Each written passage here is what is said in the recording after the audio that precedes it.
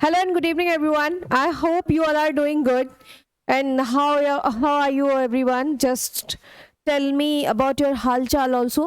Actually, ये हमारे grammar की नेक्स्ट क्लास है. अभी लास्ट क्लासेस में हमने आर्टिकल्स पढ़े थे, जिसमें आर्टिकल्स के बारे में मैंने ए एन और दा पढ़ाया था. और मैं आपको बता दूं, अगर आप बहुत बेसिक लेवल की ग्रामर पढ़ना चाहते हैं तो आप मेरे साथ जुड़ सकते हैं. यहाँ पर मैं उन बच्चों को ग्रामर सिखाने की कोशिश कर रही हूँ जो बहुत बेसिक लोअर से एकदम ऐसे बोल सकते हैं ना कि जमीन से खोद कर उसके अंदर से हम लोग ग्रामर सीखेंगे. मतलब अगर किसी को नाउन नहीं आ रहा है तो उसको वो भी यहाँ पर जुड़ सकता है. मैं नाउन फिर प्रोनाउन फिर ऐसे करके हम लोग पहले बेसिक इंग्लिश पढ़ रहे हैं, और बेसिक इंग्लिश के बाद में हम लोग धीरे धीरे उसकी प्रैक्टिस कर ले रहे हैं. अभी हम लोगों ने थोड़ा आर्टिकल्स देखा था, आर्टिकल्स के रूल देखे थे, और आई होप वो आर्टिकल्स आपको बहुत अच्छे से समझ आ गए होंगे. बट अगर ऐसा है कि नहीं भी आ रहे हैं तो आप मुझे कमेंट कर दीजिए कि मैम हमें इस पर्टिकुलर टॉपिक की बहुत ज़्यादा ज़रूरत है. जो भी सेम होंगे तो फिर मैं उसको बता दूँ.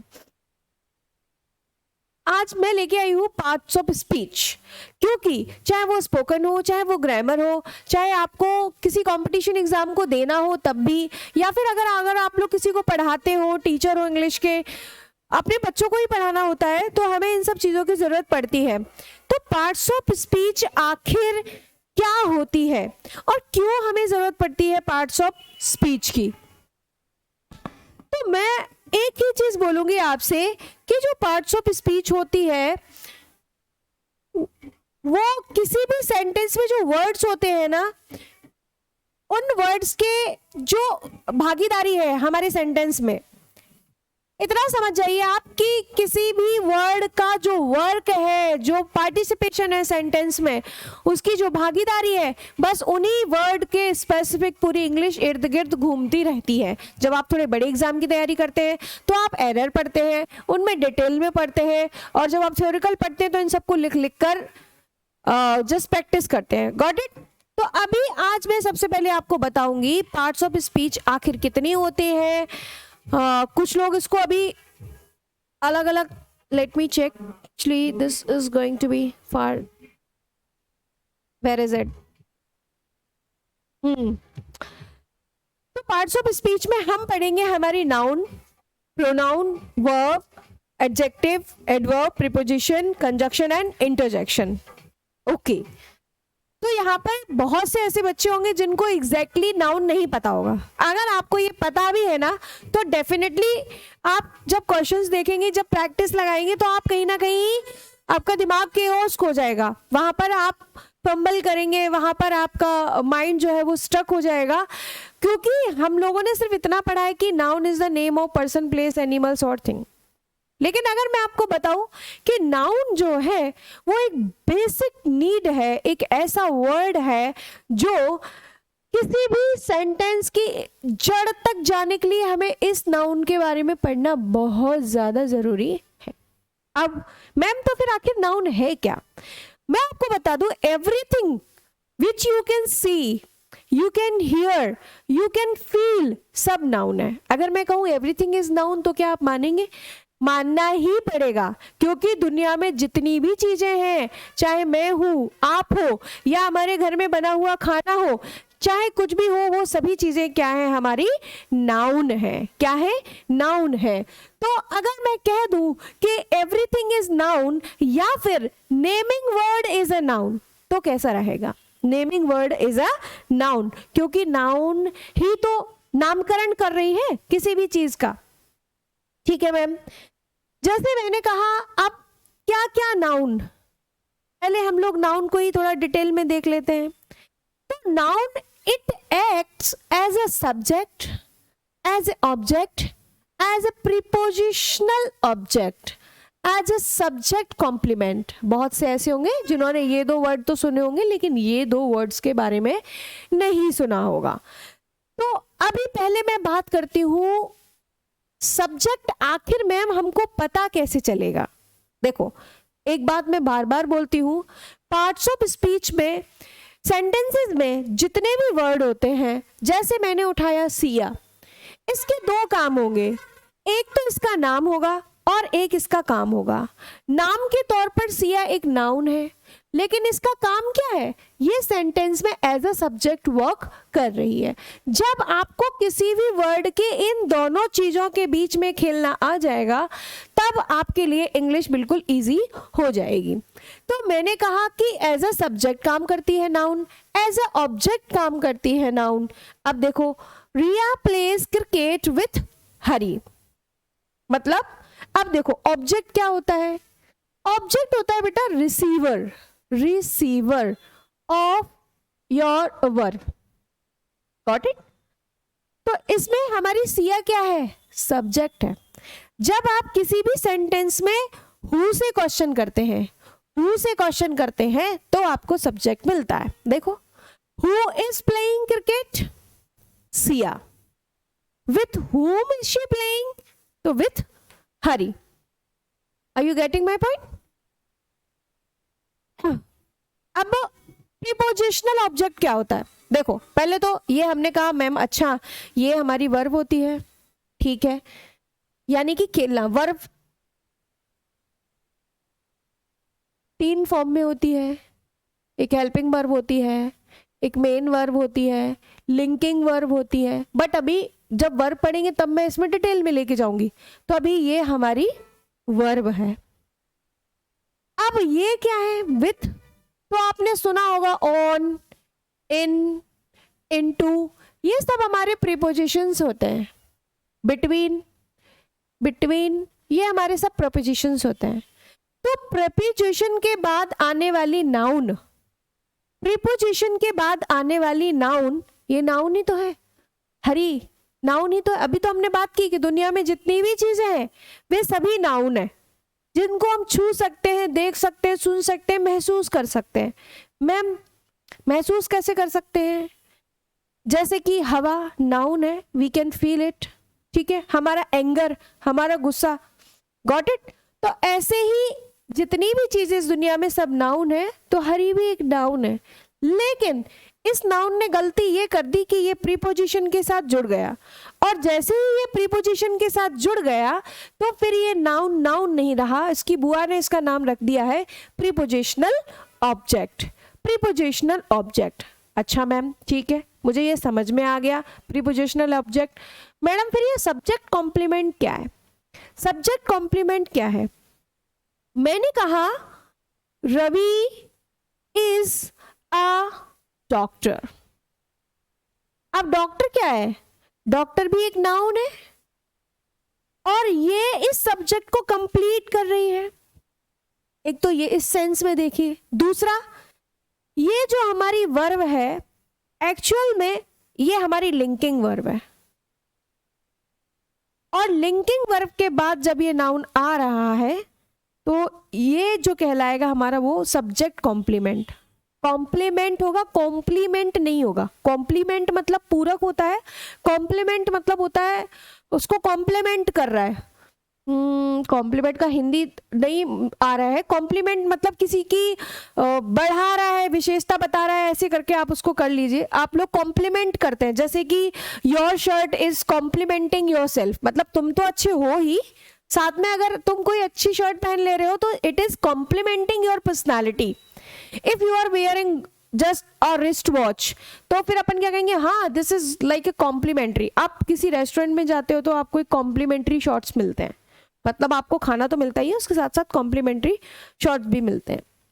चलिए, तो अभी मैंने आपको बताया कि नेम ऑफ अ पर्सन, हाँ रवि, श्रिया, कपिल, सोनू, नितिन, है ना, श्याम, ये सब क्या है, नेम है। प्लेस का नाम जैसे हम ले लेते हैं आगरा, ठीक है, सिडनी, भोपाल। थिंग, कोई भी वस्तु ले लीजिए आप, टेबल ले लीजिए, पेन ले लीजिए, ड्रेस ले लीजिए, और आइडिया या फिर कोई आइडिया, ये भी क्या है, हमारे नाउन की कैटेगरी में आता है। जैसे इन्होंने कहा Ravi is a teacher, Ravi is a teacher, तो रवि क्या है, टीचर है, तो रवि एक नाउन है। क्या है, रवि एक नाउन है। दिल्ली, अब कौन सा नाउन है, जब हम इसकी कैटेगरी करेंगे, जहां हम इसके बारे में पढ़ेंगे, कॉमन नाउन, प्रॉपर नाउन, जब हम डिटेल में पढ़ेंगे तब मैं आपको बताऊंगी कि ये कौन से नाउन है। और इस सीरीज की तुरंत बाद, मतलब अभी हम बेसिक पढ़ रहे हैं, सिर्फ हम ऊपर ऊपर से समझ रहे हैं, और जब हम इस सीरीज को कंप्लीट कर लेंगे तब मैं सिर्फ आपके लिए ओनली प्रॉपर नाउन ही लेके आऊंगी और कुछ भी नहीं, यानी सिर्फ नाउन पढ़ रहे होंगे हम उस वीडियो में, और साथ ही साथ उसकी प्रैक्टिस भी कर रहे होंगे। चलें आगे। नाउन मैंने आपको बता दिया। अब हम जानते हैं कि प्रोनाउन क्या होता है भैया। तो प्रोनाउन होता है a word that is used on the place of noun. मतलब मैडम देखो, मैं ऐसा मान रही हूं कि मेरे साथ जो बच्चे जुड़े हुए हैं वो बिल्कुल हिंदी मीडियम से बिलोंग कर रहे हैं, तो आपने सर्वनाम नाम की एक चीज हिंदी व्याकरण में पढ़ी होगी, और आपने पढ़ा होगा कि संज्ञा के स्थान पर आने वाले शब्दों को हम सर्वनाम कहते हैं। ठीक है, अब मैं कह दूं a word that is used in the place of noun is called pronoun, तो मैंने सिर्फ ट्रांसलेट किया है, आपको कुछ समझाया नहीं है। अब मैं आपको समझा रही हूं। अभी मैंने आपको बताया कि नाउन क्या होती है भाई, किसी व्यक्ति का नाम, किसी वस्तु का नाम, किसी स्थान का नाम, और जितनी भी चीजें इस दुनिया में हैं सब एक नाउन है, बस उनकी कैटेगरीज अलग है। ठीक है, कैसे मैडम, क्या कैटेगरीज अलग है? तो उन चीजों को मैंने अभी आपको बताया कि पहले ये बेसिक कर लेते हैं, फिर मैं आपके लिए सिर्फ और सिर्फ प्रॉपर नाउन लेके आऊंगी, उसमें हम सिर्फ और सिर्फ प्रॉपर नाउन को पढ़ रहे होंगे, फिर हम इसके एरर भी, जो बेसिक एरर्स हैं छोटे एग्जाम्स में आपसे पूछ लिए जाते हैं, उनको हम क्लियर करेंगे। रिप्लेस अ नाउन, मैंने कहा Sita is a good teacher, Sita is a good human being, good human being. Sita helps the poor, and sometimes Sita donate money. देखो, यहां भी सीता, यहां भी सीता, यहां भी सीता, तो आप देख पा रहे हैं कितनी बार हम एक ही वर्ड नाउन को कर रहे हैं। तो मैं ये सीता, इसको एज इट इज रख के यहां पर ले आऊं शी, और मैं कह दूं Sita is a good human being, she helps the poor, यानी सीता एक अच्छी इंसान है और वह गरीबों की मदद करती है। Sometimes she, not Sita, sometimes she donate money, कभी कभी वो पैसे भी दान किया करती है। तो अब मैंने कहा उसका डॉगी, कुत्ता जो है ना, उसका डॉगी जो है उसका नाम रामलाल है। ठीक है, और कुत्ता जो है उसका वो फलाना बहुत वफादार है। तो अब देखिए ना, कोई आप डॉगी ले आइए और उसका कोई नाम रख दीजिए, कोई नाम रख दीजिए हमने, ठीक है। अब उस नाम से उसको 4 महीने तक हम बुलाते हैं, अब बुलाते हैं 4 महीने तक, फिर उसको पालते हैं, फिर बाद में 4 महीने बाद वो अपना खुद का नाम भूल जाता है, तो उसको ऐसे आप बुलाएंगे कुत्ता इधर आइए, नहीं आएगा, है ना, नहीं आएगा। तो ऐसे ही एनिमल्स के, बेसिकली कहने का मतलब ये है कि एनिमल्स के लिए हम इट का इस्तेमाल करते हैं, इट। अब कोई आपसे पूछे इट क्या है, तो इट एक प्रोनाउन है। क्या है इट? एक प्रोनाउन है। अब there is a big difference between its and it's, लेकिन ये अभी नहीं पढ़ेंगे, जब समय आएगा तब पढ़ेंगे। तो नाउन की जगह जो वर्ड हम इस्तेमाल करते हैं, जैसे कोई लड़का है उसके लिए हम ही इस्तेमाल करते हैं, दे हो गया, ही, शी, इट, दे। जैसे अगर मैं बोलूं देयर, उसका, उसकी, उसके, उनको, तुमको, योर, योर्स, समझ रहे हैं? यानी जो भी वर्ड्स नाउन के स्थान पर हम लगा रहे हैं वो सभी हमारे प्रोनाउन हैं। देखो, रवि इज काइंड, रवि बड़ा दयालु है, ही हेल्प्स एवरीवन। तो ये ही किसके लिए लगाया है? तुम्हारे लिए, हमारे लिए, इस रवि के लिए लगाया है, इस रवि के लिए लगाया है। और ये रवि के लिए क्यों लगाया है? क्योंकि रवि एक नाउन है, क्योंकि रवि एक नाउन है। तो नाउन की जगह हमने ही लगाया है और ये जो ही है वो क्या है, हमारा प्रोनाउन। दिस इज माई, ये भैया मेरी है, तो माई क्या है, ये पेन मेरी है, दिस इज माई पेन, तो ये क्या है हमारा माई, प्रोनाउन है। प्रोनाउन किसके लिए लगाया है, जैसे मैंने कहा हर सिस्टर, जैसे Sita has a sister, Sita has a beautiful sister, but her sister is arrogant, मतलब उसकी सिस्टर तो अच्छी है बट उसका नेचर कैसा है, एरोगेंट है। तो किसकी सिस्टर, उसकी सिस्टर, मेरी क्या, आपकी, सीता की सिस्टर। तो नाउन की जगह पर आप जो वर्ड लगा रहे हैं वही हमारा प्रोनाउन होता है। क्या मैडम प्रोनाउन इसके भी टाइप होते हैं, हाँ भैया इसके भी टाइप होते हैं, जैसे पर्सनल प्रोनाउन हो गया, डेमोन्स्ट्रेटिव प्रोनाउन हो गया, but this is not the right time to introduce you with all these fellows, ठीक है, अलग अलग पढ़ेंगे। जैसे आई एम, थोड़ा सा बता देती हूँ, जैसे ही रॉट अ लेटर फॉर, अब इसको करके बताइए इसमें प्रोनाउन क्या है सब, और वो भी बताइएगा प्रीपोजिशनल ऑब्जेक्ट, ये प्रीपोजिशन है, ये नाउन है, प्रीपोजिशनल ऑब्जेक्ट हो गया, समझ गए। ही क्या है हमारा, अब देखिए I am hungry give me some food, me देखिए पर्सनल प्रोनाउन है, प्रोनाउन तो है लेकिन प्रोनाउन में भी कौन सा, पर्सनल प्रोनाउन। अगर मैं डेमोन्स्ट्रेटिव प्रोनाउन की बात करने लगूं तो होता है हमारा दिस, दैट, दीज, दोज, ये होते हैं हमारे डेमोन्स्ट्रेटिव प्रोनाउन, डेमोन्स्ट्रेटिव प्रोनाउन, ठीक है। चलें अब मैं थोड़ा सा आपको बता देती हूं एडजेक्टिव के बारे में। एडजेक्टिव होते हैं बेसिकली, एडजेक्टिव नहीं बोलते हैं, एडजेक्टिव्स, ये साइलेंट होता है, ये किसी भी नाउन या प्रोनाउन को डिस्क्राइब करेंगे। है मैम, ये क्या कह रही हो, एडजेक्टिव मोस्टली ऐसे वर्ड होते हैं, जैसे आपने देखा होगा आपके रिश्तेदारों में एक आध रिश्तेदार ऐसा होता है जो आपकी शोभा बढ़ाने के लिए कुछ ना कुछ आपके आगे पीछे, आजकल तो एंट्री बड़ी बढ़िया चल गई है, ग्रूम्स की एंट्री होती है तो वो एज ए कॉम्प्लीमेंट काम करते हैं, इधर 2 परियां चल रही, इधर 4 परियां चल रही। I hope you are getting my point.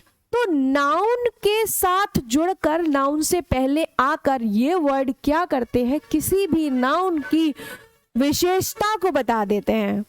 Hindi में अपन इन्हें विशेषण कहते हैं, ठीक है, विशेषण। हिंदी ग्रामर और इंग्लिश ग्रामर को अगर आप अटैच करके चलेंगे तो आप ये समझिए, मेरा जो खुद का एक्सपीरियंस है, और कि आप दोनों बुक को रख लीजिए, हिंदी ग्रामर जो बच्चों की बुक्स होती है 9, 10, 8, 7, इनकी बुक्स को रखिए, मजा आ जाएगा आपको।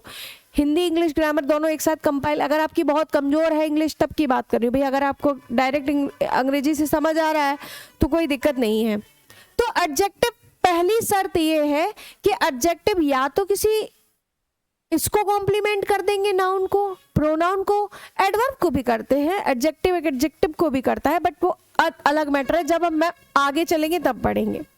अभी मैंने कहा दिस इज रेड एप्पल, ठीक है, तो ये हमारा नाउन है एप्पल, और नाउन से पहले क्या आ गया हमारा, रेड, यानी इस एप्पल की विशेषता किसने बता दी, रेड ने।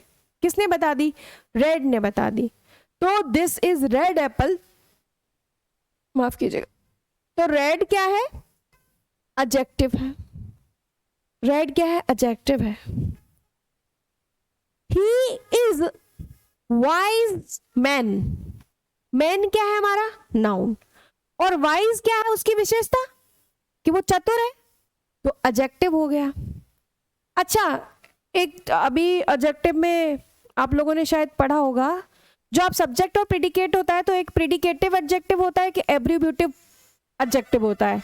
अब ये क्या भला है, तो जब हम डिटेल में पढ़ेंगे तब बताएंगे, अभी आपका दिमाग खराब करने से कोई मतलब नहीं। क्वांटिटेटिव एडजेक्टिव अलग होता है, क्वालिटेटिव एडजेक्टिव अलग होता है, न्यूमेरियल एडजेक्टिव भी होता है, लेकिन अभी आप सिर्फ और सिर्फ एडजेक्टिव को पहचानने लग जाएं। जैसे ब्यूटी क्या है, ब्यूटी नाउन है, और ब्यूटीफुल क्या है, वो हमारा एडजेक्टिव है।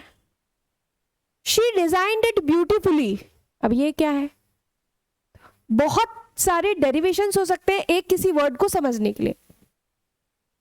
तो ही इज स्मार्ट एडजेक्टिव है, मतलब वो कैसा है, जो नाउन है जिसके बारे में बात हो रही है, ही इज स्मार्ट। मैंने लिखा it is this is a black pen, मतलब ये पेन कैसा है? ब्लैक। पेन कैसा है? ब्लैक। तो ये नाउन है, इसको कॉम्प्लीमेंट किसने कर दिया? इसके बारे में किसने बता दिया? ब्लैक ने। तो पहले तो ये याद रख लो कि जितने भी कलर हैं सब हमारे एडजेक्टिव में आते हैं, जितने भी हमारे नंबर्स हैं सब एडजेक्टिव में आते हैं, फर्स्ट सेकंड थर्ड फोर्थ सब एडजेक्टिव में आते हैं, मच, सम, फ्यू, मेनी, ये सब हमारे एडजेक्टिव का ही वर्क करते हैं। Got it? एडवर्ब क्या होते हैं भैया? देखो, वो अभी जो वर्ड जो हमारे नाउन या प्रोनाउन को कॉम्प्लीमेंट कर रहे थे उनके आगे लग के, एडवर्ब जो है वो वर्ब के भाई हैं, यानी ये वर्ब के साथ जुड़कर उसको फॉलो करेंगे, उसकी विशेषता बताएंगे। जैसे सी सिंग्स ब्यूटीफुली, अच्छा इसमें सिंग क्या है? ये वर्ब है। मैं कह देती शी इज ब्यूटीफुल गर्ल, तो ये अलग चेंज हो जाता।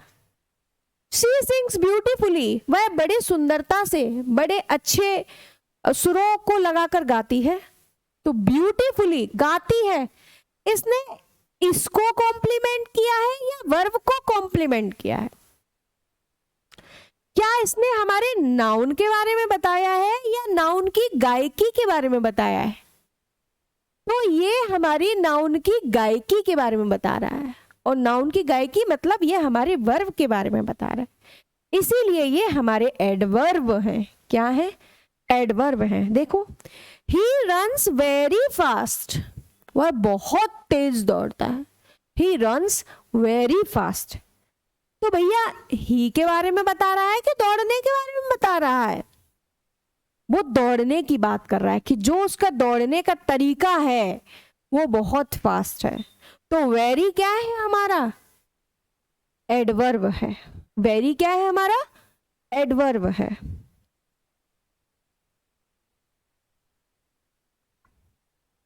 आगे चलते हैं। अब मैं थोड़ा सा आपको प्रेपोजिशंस के बारे में बता देती हूँ। अभी हम बहुत लाइट ऐसे समझ लीजिए, किसी बुक का जब आप कंटेंट का एक इंडेक्स देखते हैं ना, बस मैं आपको वही एक इंडेक्स समझाने की कोशिश कर रही हूँ ताकि आपको अंदर के टॉपिक्स पढ़ने में मजा आए और आपको ये चीजें समझने में ऐसा ना लगे अरे अयो ये क्या हो गया, है ना। प्रीपोजिशन क्या होते हैं? Shows relationship. अब देखो, हमने पहले नाउन समझ लिया कि नाउन क्या होता है, फिर हमने प्रोनाउन समझ लिया। अब ये क्या कह रहे हैं, जैसे घर में ब्याह कराने वाले संबंधी आते हैं बिचौलिए, तो ऐसे ही ये हमारे प्रेपोजिशन है जो नाउन के बीच में या प्रोनाउन के बीच में, नाउन या प्रोनाउन और अदर वर्ड के बीच में रिलेशनशिप को शो करेंगे। नहीं आया समझ में? ऐसे वर्ड जो नाउन या प्रोनाउन का संबंध दूसरे वर्ड्स, अदर वर्ड्स के साथ जोड़कर हमको बता दें, ऐसे ही वर्ड्स प्रेपोजिशंस कहलाते हैं। जैसे द बुक, यानी कोई एक किताब है। इज द टेबल, मैंने सिर्फ ऑन खा लिया। तो क्या आपको समझ में आ रहा है मैं क्या कहना चाहती हूं? The book is the table, the book is the table, the book the table. नहीं आ रहा ना समझ में? जैसे ही मैंने कहा the book is on the table, हाँ, जैसे ही मैंने कहा द आलू कचौरीज कहाँ रखी है, ऑन द टेबल, तुरंत समझ में आ गया कि भैया हाँ अच्छा ऐसी बात है, समझ रहे हैं। हालांकि खाने पीने की चीजें तो वैसे ही समझ जाते हैं अपन। ऑन, देखो आप देख रहे हो ही केम लंच, मैंने केवल आफ्टर खा लिया। ही केम लंच, अब लंच पर आया, कब आया? After, before, between, mid, at, कभी भी।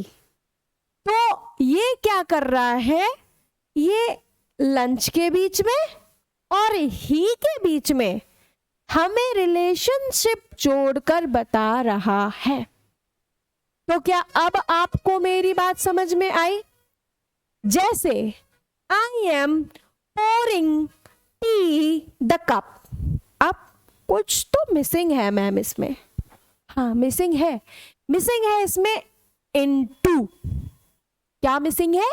Into. I am pouring the T into the cup, मतलब एक कप है उसमें मैं चाय डाल रहा हूं।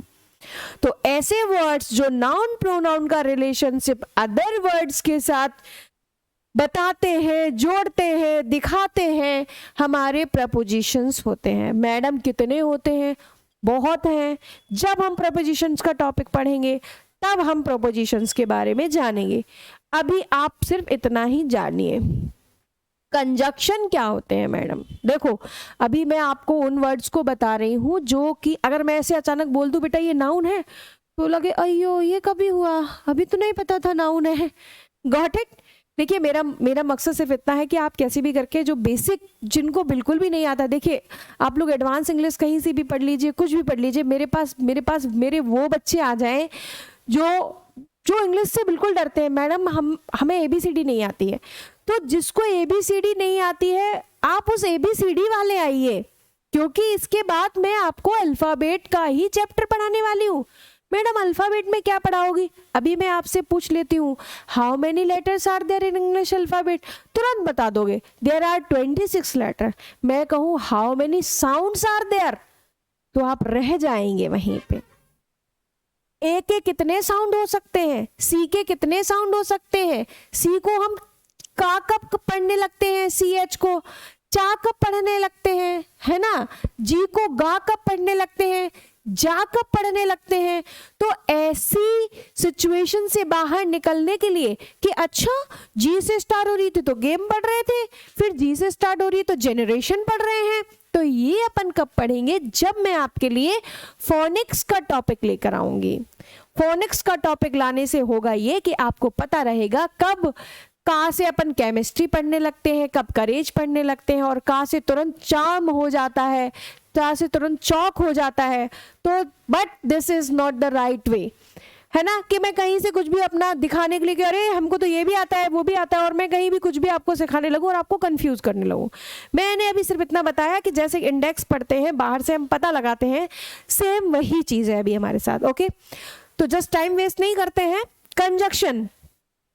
कंजक्शन क्या करेगा? दो वर्ड्स को जोड़ेगा, या फिर दो क्लोजेस को जोड़ देगा, या फिर दो आपके सेंटेंसेस को जोड़ देगा। मैंने क्या कहा? दो वर्ड्स को जोड़ देगा। मतलब मैडम देखो राम क्या है? एक वर्ड है, एंड श्याम एक वर्ड है, तो ये जुड़ा किससे? एंड से। तो उसने दो वर्ड को जोड़ दिया। अब मैंने कहा I like T but my brother like coffee, दो सेंटेंसेस को जोड़ दिए। अभी क्लॉज क्या होता है भैया? क्लॉज वो होता है जिसके पास अपना एक अलग वर्ब होती है, ये चीजें होती है, बट जब क्लॉज पढ़ाऊंगी तब उसको देखेंगे। अभी सिर्फ इतना सोचो कि जो मैडम ने कंजक्शन बोला है, जैसे होता है बेटा बट, जैसे एंड, है ना?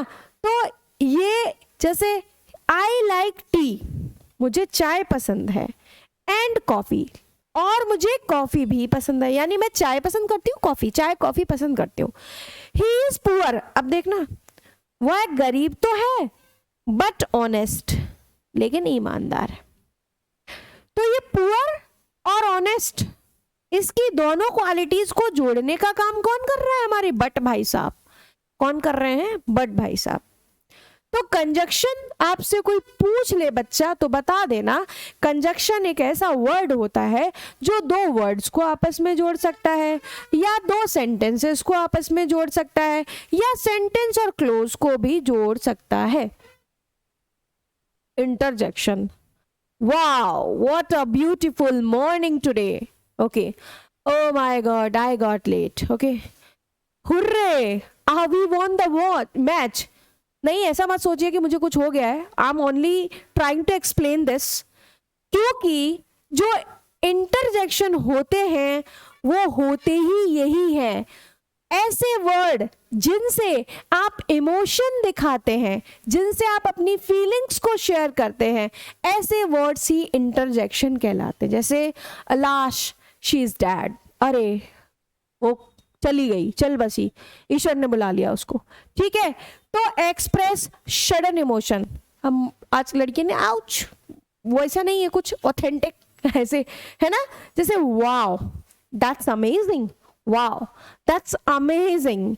मतलब आप कहीं घूमने गए हैं, अभी आपको कोई सीन अच्छा लग रहा है, कोई सीनरी अच्छी लग रही है आपको, तो आप बोलते हैं वाओ दैट्स अमेजिंग. कोई अच्छा आपके साथ घटना हो गई है तो ओ नो आई फॉरगॉट, किसी ने बोला अरे वहां जा रहे हो तो ये ले आना, ओ गॉड आई फॉरगॉट, अरे राम हम तो भूल गए. समझ रहे हैं? तो इंटरजेक्शन ऐसे वर्ड मिलेंगे आपको जो ये एक्सक्लामेटरी टाइप भी मुझे लगते हैं, तो उससे भी अपन रिलेट कर लेंगे इनको. अब आ जाते हैं हम हमारी प्रैक्टिस टिप.